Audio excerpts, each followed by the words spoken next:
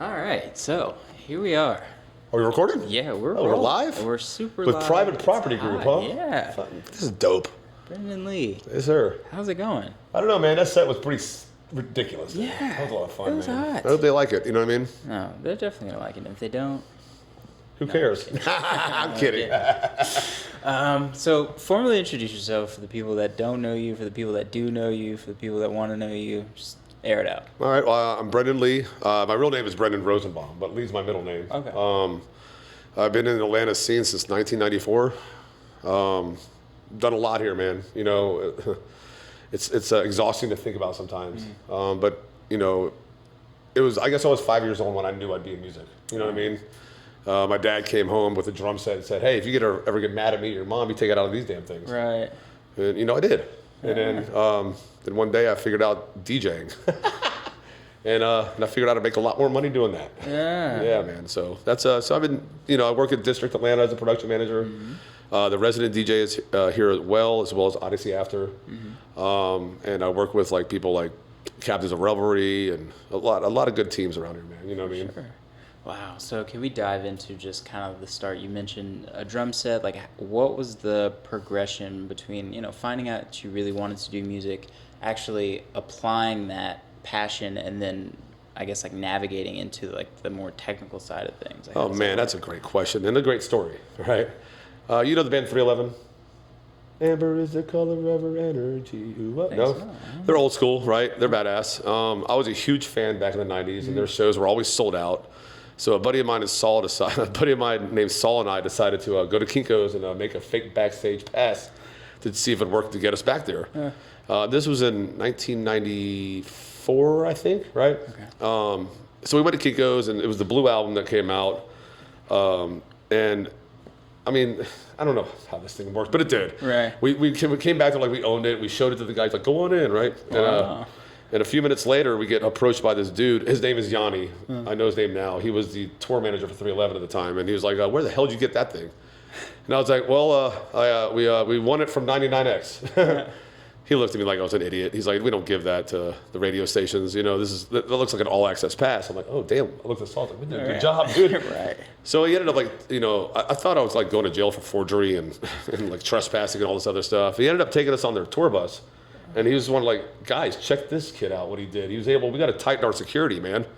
And me being the fanboy I was of Chad Sexton, the drummer, I was like, "Chad, I did this just to say to you, thank you for everything you've done with percussion, man. You've made me love music, and that's it.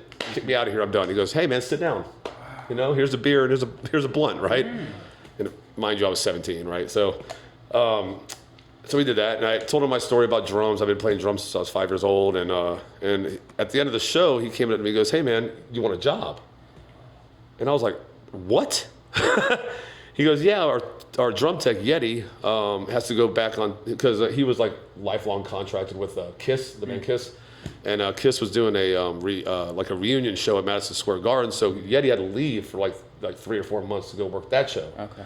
And I guess I was there at the right time, you know what I mean? And so I said, "Hold on, man, I got to call my mom." Yeah, right. So I called my mom. I said, "Mom, this is happening. They're asking me to go on tour with them.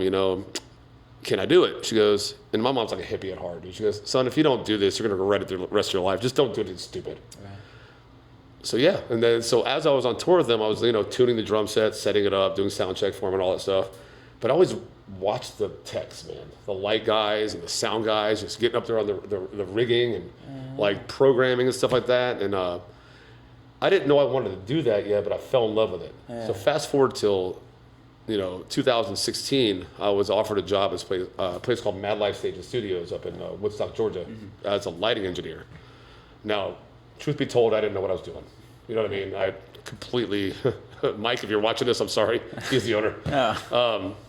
I completely bullshitted my way that job. "Oh yeah, I've done that before, man. But I've been around it, so I kind of get the gist of it." And that night, he was like, he was over my shoulder, and he could tell, obviously, I didn't know what the hell I was doing. He goes, "Brendon, listen, man, we need a lighting engineer. How long will this take you to do?" I said, "Dude, give me 2 weeks." So I went in there for 9 hours a day to 12 hours a day, every day, Googled, called the company that made the program, and learned it. And completely fell in love with it. And then how it got me here, I invited one of our managers, Scott, up there to see a Rage Against the Machine cover band. And at that time, man, I had it dialed in. You know what I mean? Like just killing it on lights. And he was like, how the hell do I get that at my club? Man. I was like, I don't know, man. So for a year, he vetted me. Wow. And then finally he got me. You know what I mean? And I came here, and this has been the best experience of my life, man. Whoa. District is one hell of a venue, dude. It's a Ferrari. Yeah. You know? So yeah, dude, that's how I got from there to here. Holy shit. That's crazy. I think, like, you hear, like, I guess, like, fake it till you make it, but, like, actually hearing it and, like, the story behind it, that's wild. How many different, like, moving parts and, like, just luck and just, like, trust that you had to have to even get your foot in the door. So, like, what goes through your head when you don't feel qualified for something, but you give it a shot? Like, where? Fear. Really? Yeah. I mean, dude, I didn't really have my real career in this until I was 40 years old. You know, and I have a son. Mm-hmm. You know what I mean? I was just kind of, you know, I was serving tables and stuff like that. Yeah. And I was just kind of like, man, where am I going with my life? Mm-hmm. You know, so fear, man. Like when you have something that's set in front of you that can literally change your life mm-hmm. and give you something that could make you successful mm-hmm. and be able to provide for your family. Absolutely. Right? That fear turns into passion. Yeah. And that's exactly what happened, man. It was like, dude, I fell in love with it. I mm-hmm. fell in love with production. You know, I was hired here as a lighting engineer, mm-hmm. But I quickly, you know, I know a lot about production, right? And I'm a really good manager. I know how to manage a team. You know, I have the greatest team at District. You can those guys, you know, Emery, Malik, Sam, mm-hmm. Riggs. You know, all the interns we've had in a long time, man. Absolutely. The best. Mm-hmm. Like they are so passionate, and you know, it's not. I didn't do that, right? You know what I mean? I led them. You know what I mean? I never micromanaged them. I let them just run with it. Mm-hmm. And damned if they did, man. You know what I mean? So yeah, fear and the passion is what it did. That's crazy. So I guess, like, how long did it take for the nerves to kind of settle in the production game to where you found your flow and you were able to actually lead? Like, ballpark. It happened here in District. Okay. You know what I mean? I was at Mad Life for 6 years. Uh-huh. Came into here. I ran through some other, you know, production assistants, stuff like that. Mm-hmm. Honestly, I didn't get over that until I got the right team. Okay. You know what I mean? Yeah. You know, it was just me and Sam, our VJ, right? We were just kind of doing it by ourselves. I was doing lasers and sound and lights and all this stuff, and I just kind of these guys just fell on my lap. Yeah. And it was a present in life, dude. It's amazing, dude. You know. That's dope. And you built the system that.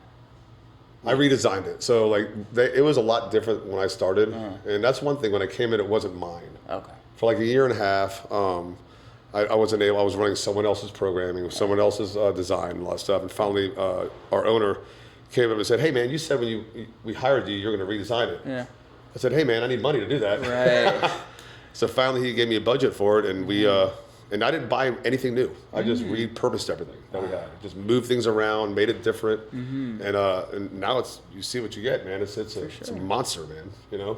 Can you run into some of the, I guess, like, technical aspects in depth? I'm sure we'll have a lot of people watching that are like really into that stuff and that'll know what you're talking about. So like what programs we use and stuff like that? Yeah. Sure, man. Our lighting is run off a Grand MA2 light console, which is basically like the GOAT for, it's kind of the go-to for industry standard. Okay. Riggs, our laser tech, uses Beyond 5, which is also an industry standard for lasers. Gotcha.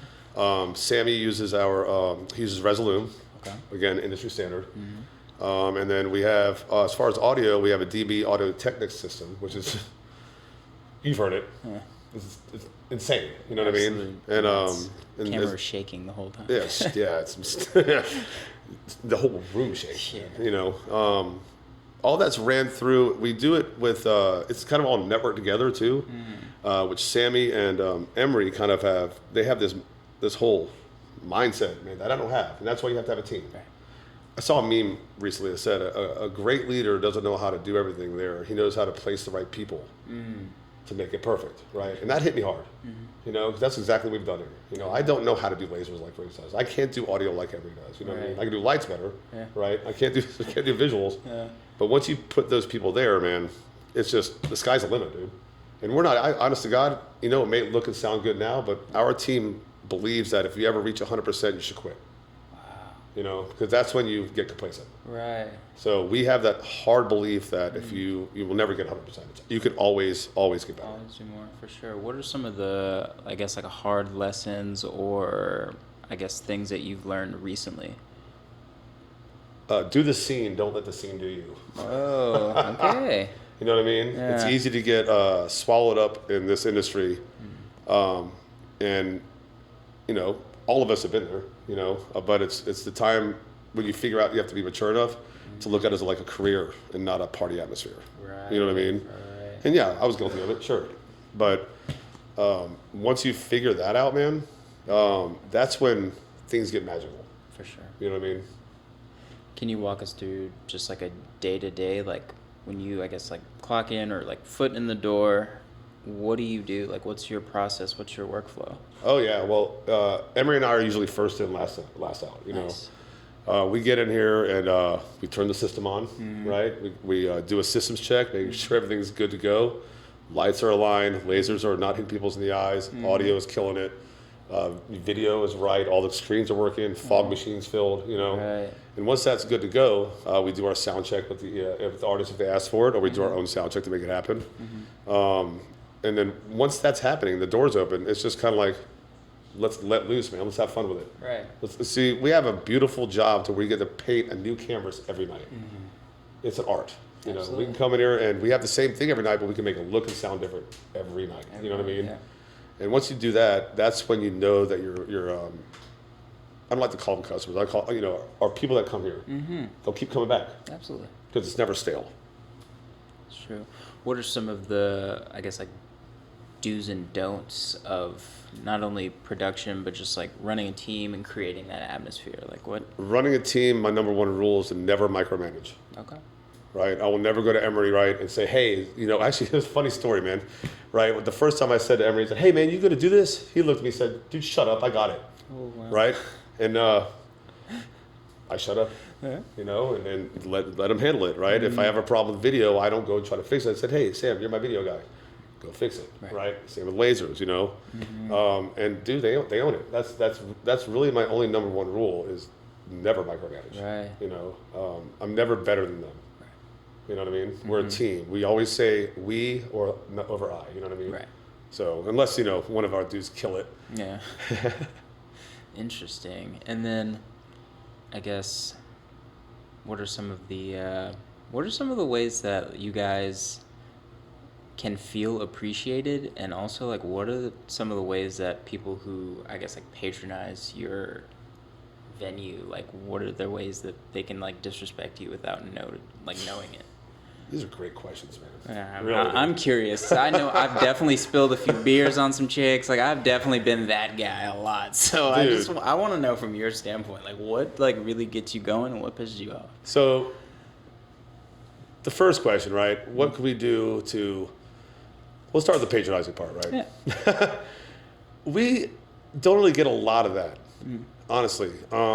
We've had some times where people try to sabotage our equipment, and stuff like that. But honestly, it doesn't really bother us because we're so good at it that we catch it so quickly. You know what I mean? And we see it. We're very OCD, man. Yeah. We could walk in a room, like as far as lighting, I could walk in any room and say, that light's messed up. Yeah. Emery could walk into the room and say, that speaker's really off. You know what I mean? And as far as like the positivity part of it, bro, we get a lot of it. Good. I mean, it's very humbling what people say and what we've done. You know what I mean? Even our management owners, right? They even say like, funny story we always say is like, we don't really have an ROI. Yeah. You know what I mean? Wow. But what we've done here, we've created an ROI because a lot of people come here for production. Wow. We could literally have DJ Toadface come and play, Right. and have 600 people show up. You know what I mean? Shout Wait, out there's a Toadface. Toadface. Yeah. How about TJ? Whatever. And I'm gonna blur all this out. Sorry about that guy, man. You know what I mean? You know what I mean? Some nobody, right? Some I didn't mean that, but right? But you know, DJ, you know, box cutter coming in, right? And well, no matter what, it'll be busy because of what our team have created. Absolutely. You know, and what our bar staff does, and what our security does, and our door staff. I mean, it's really a well-oiled machine here, man. For sure. Yeah, that's pretty much that. And then what are some of the things that, I guess, when the crowd is just jumping, everything seems to be going well, what are some of the things that you pick up on, like nuances that you don't like? In terms of are people, you know, climbing on the rafters or anything? That. Never? No, man. Nothing Fan crazy? clacking. Whoa, okay. All right, there it goes. Can't stand that, man. And I'm going to explain why. So people that are watching this do fan clacking, right?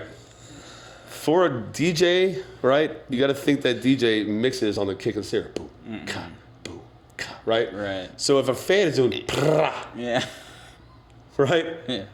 What snare is he trying to mix on? You know what I mean? And also, you know, there was a funny story. We had that happening one time, and I looked over to Sam. He goes, "Don't do it." I said, "I got to do it, man." And I said, I ran down there, and I went up to the guy and said, "Hey, man, nobody likes this. Please stop." Jeez. Right? And he looked at me and goes, "Prah." I said, "You know what?" I took that thing and ripped it and threw it in the crowd. He was so mad. Yeah, don't fan clack. Holy Just don't do it, man. shit. You know what I mean? Yeah, that's the one thing I can't stand. Everything else is fine. All right, cool. Well, no, those are definitely some high. I'm glad you asked. Like, I've been trying to say that publicly for a long time, man. Nobody likes it. Nobody likes it. Knock it off. So let's dive into the music. We covered a little bit about your history, a little bit about, you know, the production, but you're a phenomenal DJ. It's hard to get a masterful kind of performance in a bunch of different industries. Usually people like pick a lane, stay in the lane, but like you're pretty fucking rocking at both. I appreciate so it, it's like, yeah, it's like I've been DJing for a long time, man. Yeah. You know what I mean? It started out with I don't know if you ever heard of a dude named Bad Boy Bill. Yeah, okay. So it was in 96, man. I went to this place called Club Soul in downtown Atlanta. Little shithole, man. You know what I mean? But he was rocking. You know what I mean? I went in there and watched him do the bad boy Bill, and I was like, holy crap! And it was like hard Chicago house, and that made me fall in love. Well, first Digweed made me fall in love with house, but the music that I loved stemmed from Bad Boy Bill. You know what I mean? And that's when I said I need to learn this. Like this is too cool. I was like, how does this guy do this records? You know? And I learned on vinyl. So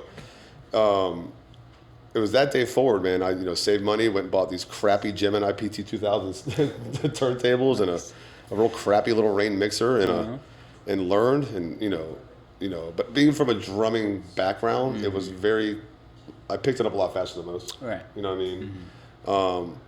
And so then, fast forward, and it just turned into like, there came a time where I had to fight for house music, man. Like 2004 to 2015 was all dubstep and trap. Right. And see, back when I started, it was all trance house and techno in the main room and drum and bass in the second room. And then it turned into like dubstep, trap, and everything in the main room, and then we were shoved to the corner, which is cool. Yeah. And I had a lot of times where people would come to me and say, "Hey, man, why don't you, you're a great DJ. Why don't you play dubstep?" I said, "Because I don't have a passion for it, man." Right. I don't like people. I don't mind if they do, but I don't like people doing this in the club. Yeah. I'd rather people, grooving. Yeah. And so, fast forward to 2000. What was it, 9? I met up with my buddy Jason Comstock, and we started a thing called Ralph and Louie. And that was awesome. I mean, we played Tomorrow World in 2015. We played a couple of Imagine festivals. We played, what was that? Some festival in Florida. I mean, we traveled. We played Chicago. I mean, we traveled with that. Nice. But then, I loved him, but he ended up having kids. He didn't have the time for it. Right. My kid was already grown, so I didn't have to deal with that anymore. And so I decided to go solo and do the Brendon Lee project. And I am overwhelmed by the support I've had from the city. Absolutely. You know what I mean? It's been amazing, dude. And I was told one thing that was really cool, man. Like a lot of people come to say, when I walk in a room, I know you're playing. Oh. And that's great because my whole thing about music is I want to, you need to find your sound. You got to find something that's different. You know what I mean? Absolutely. You could play those. You know, I played a few tracks that everybody knows, right? Yeah. But if it's how you present them, and you know, I feel like I've found a niche, and that's it's a little different than everybody else. You know? Absolutely. Yeah. So going back to just like finding your sound, like when you were just starting out, obviously you started out on vinyl. So like, what was your selection process? Like, were you visual? Were you just looking for a hard cover, or were you on like what was popular at the time, or how was it the dollar crates? How'd you do it? Oh man, well, we had these places in Atlanta called Satellite Records and Rewind Records, man. Right? Yeah. And it was all about crate digging. You know, you just go through a bunch of crap and listen to. You know, back then it was $20 for one song. Right. Remember that? You know, for imports, and like $9.99 for you know, domestic, right? Yeah. And you would end up playing the same songs all the time because it was so expensive. Right.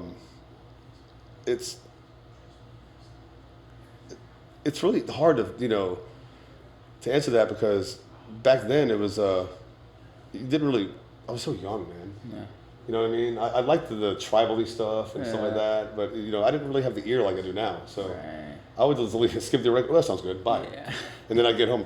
Shit, I get crap. I'm not gonna play it because I spent $20 on it, you know. Sure. And that's when I learned how to like make things sound good. It's like no matter what it is, like you can make it work, you know. Yeah, that's pretty much that. Like it's a great dude. It was harder then than it is now. Oh, I bet. You know, because you have this digital age now where you can loop and you know basically remix songs on the fly with stems, and you have the RMX 1000, make your own drum builds and effects, and it's. I don't miss vinyl, dude. Sorry, guys. Oh, that's a hot take. I don't, dude. That's you know, crazy. And it took me a long time to change from vinyl, like to get my mind wrapped around it. You know, I started on a CDJ 100, which was like the door, ding, ding, ding, ding. You know what I mean? And it was tough, but you know, once the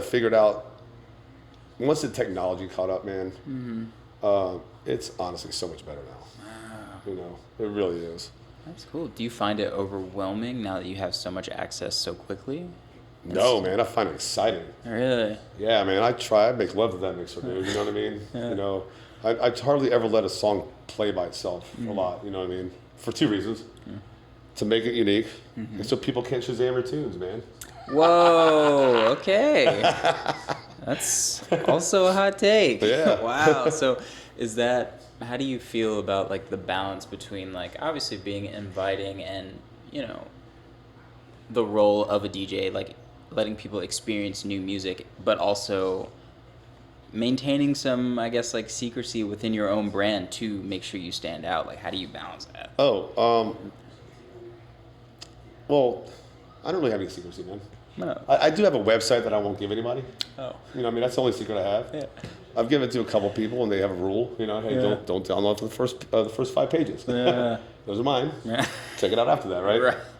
I think the role as a DJ is not play music people want to hear, but to play music they didn't know they wanted to hear.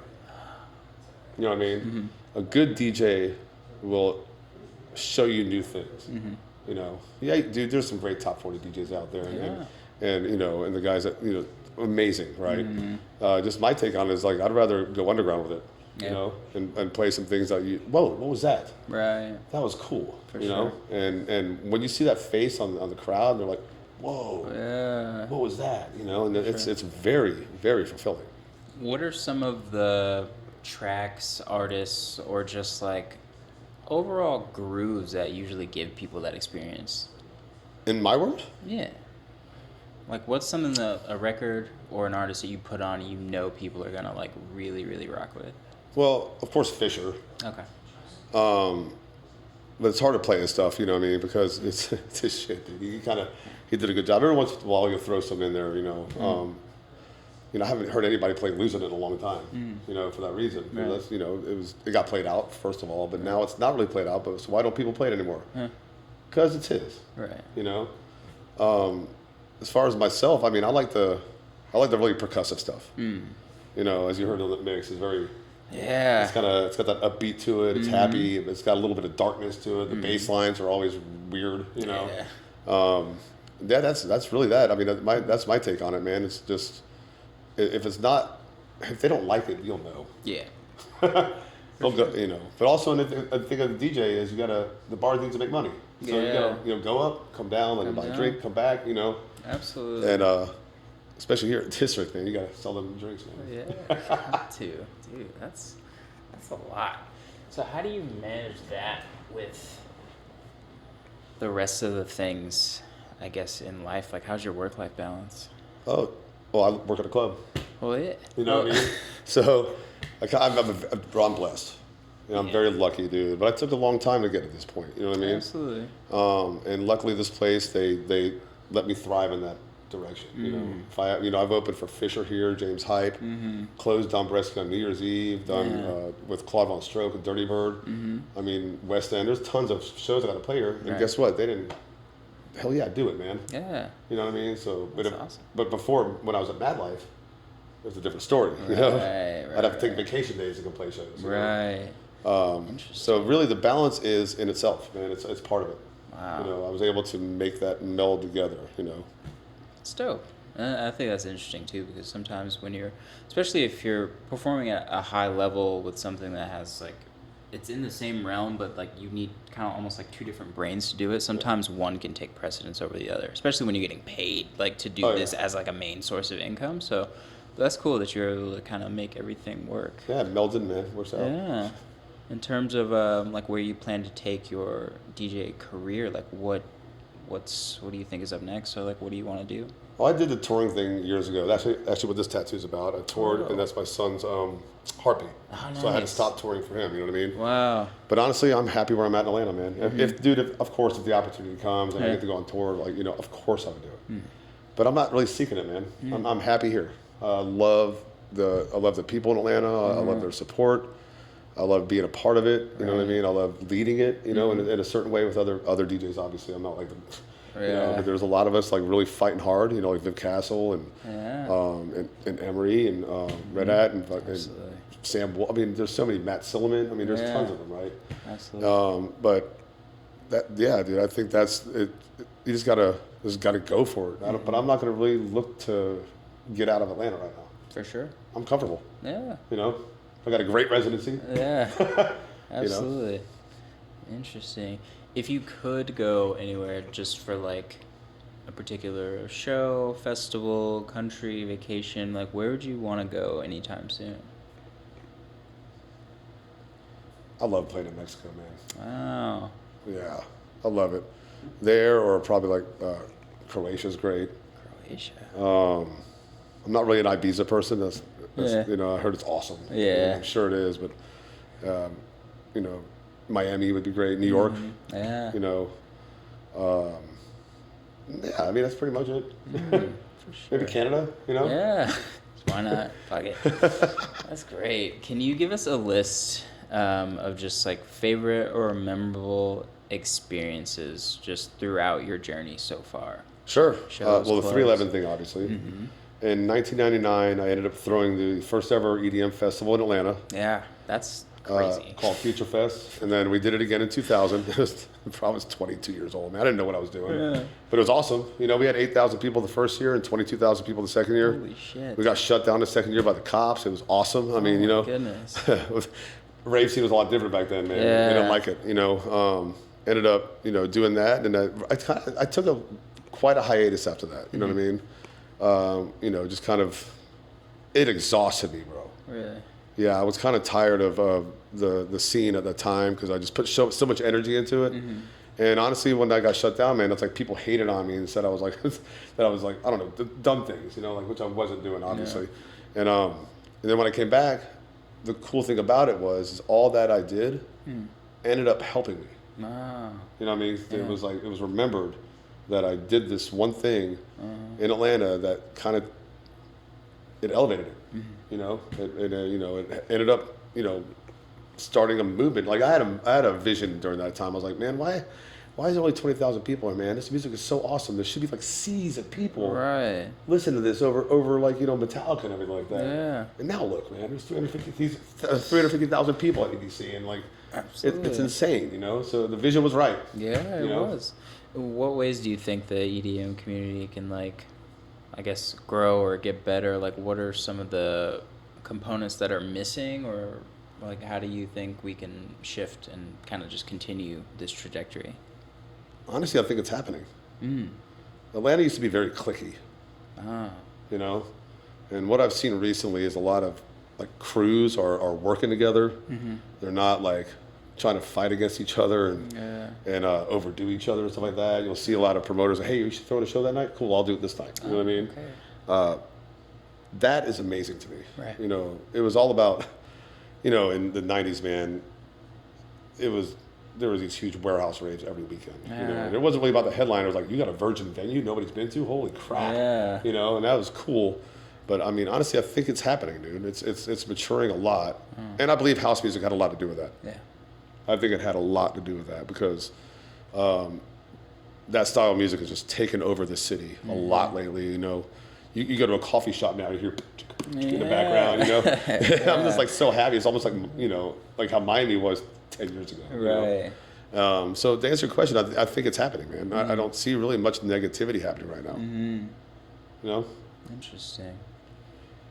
Well, I guess not like in terms of anything like bad, but like you said, like you were able to do one thing with a vision and make a significant impact. So, like, what do you think that the next big thing like could drive us to that next level? Like, what is there any like Yeah, we need a proper festival. proper festival here? Yeah.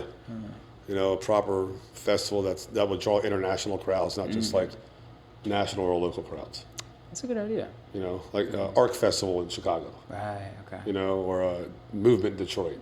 You know, people travel from all over the world for that. Right. You know, I think that would be amazing here, and I think it could do it because we're dead center of like many major markets. Yeah, I think that's what needs to happen. Oh yeah. Where's this key? Hey. I need the key. We need the key. I need the key. Oh, that's right there. Oh. This happens every time. Mishap with the key. We're gonna just sign this giant key. Want me to sign it? Yeah. Yeah. It's giant. Oh, it's on your shirt. It's on your shirt.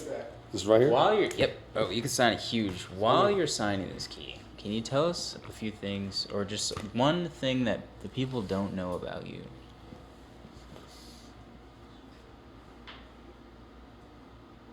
I'm pretty public, man. Yeah. Any? What's one thing you know a lot about me?